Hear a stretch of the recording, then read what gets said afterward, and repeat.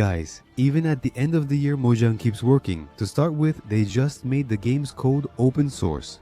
A revolutionary feature the community will surely use to create even more mods, from the Ether to the Genie mod. We'll also add spears, mummy zombie camels, a new skeleton, copper armor and tools, new animals, custom vegetation, and more. If you took a break from the game due to work or lost motivation, get ready, the game seems to have changed completely. This video is the ultimate guide with the main changes from the 2025 snapshots. Get ready for a mod pack-like experience. In this small update, we got leaf blocks dropping small particles and layers of dry leaves that can be stacked on the ground. Wildflowers can be placed up to 4 times per block, creating bouquets. You can generate them, grow them with bone meal, and make yellow dye from them. These small details will significantly improve forests and constructions, and wildlife has become more diverse. Besides the seasoned pig, cold and hot pig have also appeared. The most fun part is that if you cross 2 different pigs, the offspring will be born with a random appearance between the parents' looks. It's just a detail, but it makes the fauna more diverse and the world more unique. The pigs got variants, then it was the cows, and in this snapshot it was the chicken's turn, which, just like the others, now has 3 types. The tempered one lives in neutral biomes, the cold one in taigas and snowy areas, and the warm one in savannas, jungles, and badlands.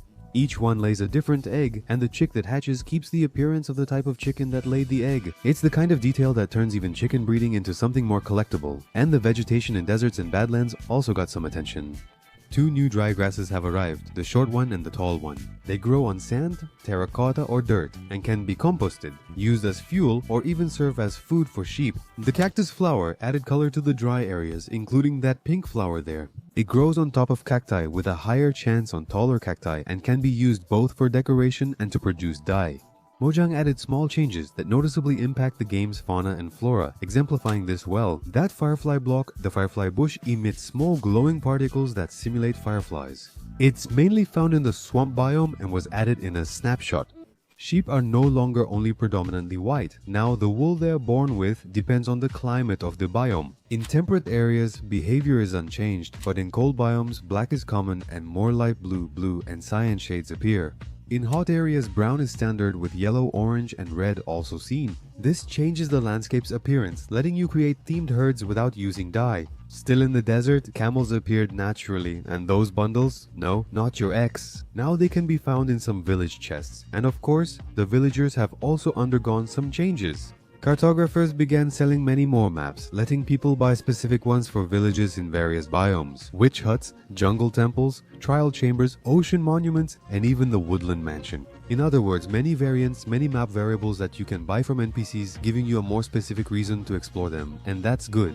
The Wandering Trader has also been revamped. Besides having better prices, more options, and a bigger stock, he now buys some simple items from the player, like milk chests, baked potatoes, and hay bales. And the wolves have gained some identity.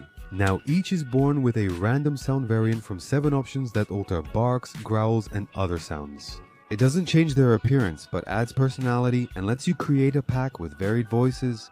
Generation eggs or spawn eggs have been redesigned to visually match each creature, including colors, patterns, and sizes. Even though it's just aesthetic, it looks really cute and I prefer it over the old look. And finally, forests have received fallen logs, a feature that was previously exclusive to the Bedrock edition. Now it's possible to see entire trees on the ground with variations in wood, length, and even natural decorations like mushrooms and vines. The addition makes the landscape more realistic and allows creative use of these logs in construction. It also shows that maybe Mojang isn't really deaf after all. Now introducing a standout 2025 feature, the Happy Ghast or Ghast Feliz.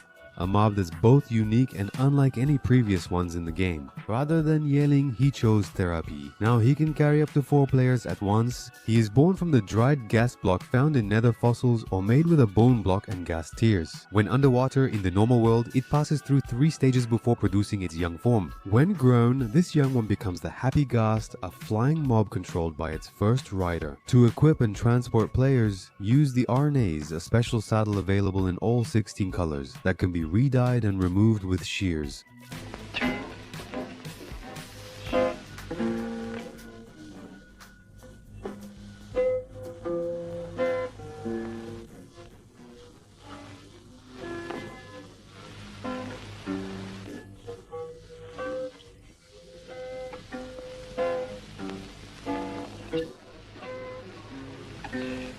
Another key addition was the location bar, an interface showing colored arrows for teammates or marked world points. With range settings, location hiding options, and a command to manage markers, this will be great for minigames.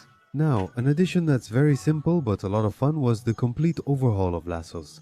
Now it's possible, for example, to tie a row of animals together so they follow a target mob, since lassos are now more stable and can tie two mobs to each other, forming caravans and lines. Tied entities now face whoever pulls them, allowing for new scary scenarios with hordes of any mob. And to top it off, now the clouds stretch all the way to the horizon. I don't know why I insisted on including this, but I thought it looked cool. Now crafting ropes has become much simpler. They no longer require slime balls and can be made just with string. This happened, of course, because Mojang wants people to do more testing using the new rope mechanics, making it easier to use the item. From the start, solitary food and throwable potions now have more realistic mechanics. The effect varies with distance from impact. Direct hits get full effect, while nearby entities receive reduced intensity.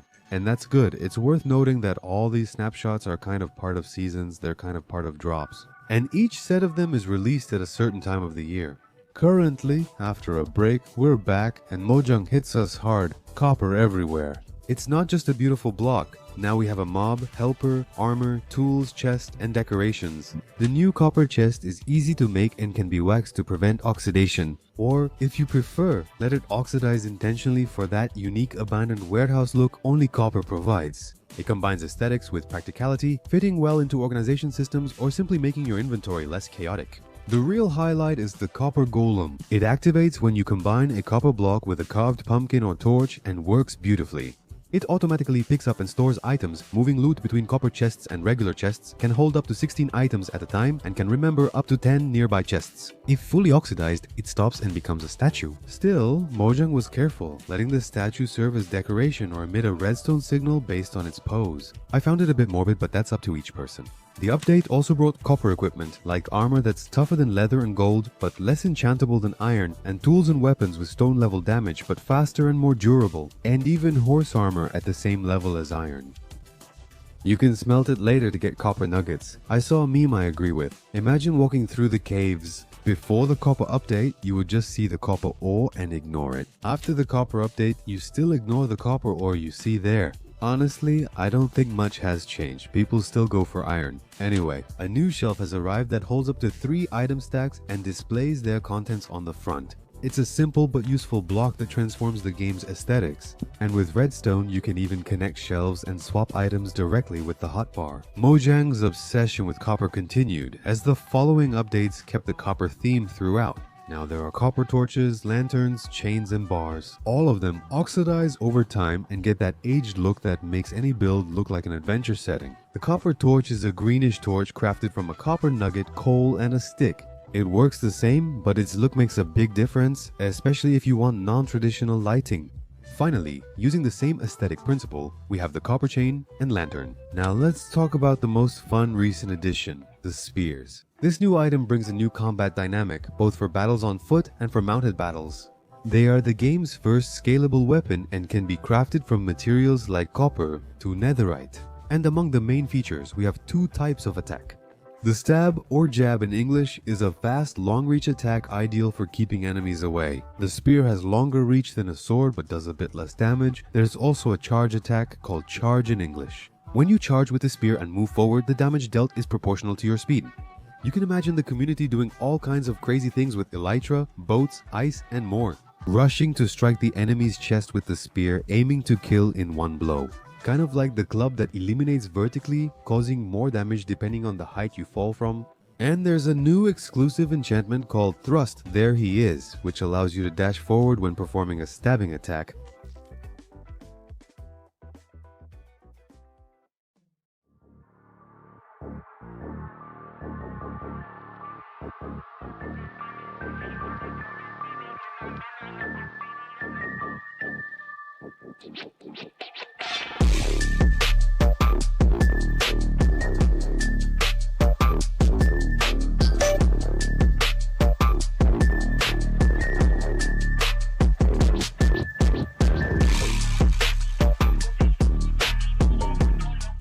And of course, since Mojang saw that this was a lot of fun, they ended up nerfing it a bit. The spear in recent updates started to consume hunger points and weapon durability. The realism is praiseworthy as the player now gets tired when holding the spear. How long you can hold the attack position depends on the spear's material. Heavier spears tire you out faster. And finally, the new weapon isn't exclusive to players. Zombies can now ride zombie horses with spears, creating a new combat challenge. In my opinion, it's like version 1.9 when they introduced shield and X player versus player with cooldown. I think spears really do come to revolutionize the way we had player versus player until now. Depending on the strategy, it's an awesome weapon. And the cool additions kept coming. Just yesterday, Mojang released another snapshot, nearly finishing the drops. In this snapshot, two new mobs appear that haunt the sands at night. The Camel Husk and the Parshon. It's the kind of addition that makes nights in the desert much more exciting or terrifying, depending on your point of view. For those who thought crossing dunes was easy, now there's a caravan of undead lurking. The Camel Husk is nothing more than a mummy-style zombie horse. Yes, you read that right. It doesn't burn in the sun and arrives with two unfriendly passengers. One of them is the Husk, armed with a spear, and the other is the Parshant, the new desert skeleton. Still talking about the Parshant, he's just the dried out skeleton roaming the dunes. He doesn't burn in sunlight and fires weakness arrows at intruders, but shoots slower than a regular skeleton. You can dodge if you're quick, but don't underestimate him. A single arrow can weaken you. Nearby husks can quickly become a bigger problem. Glad they finally fixed that annoying issue. Now mounts don't sink like a stone when you enter the water while riding them.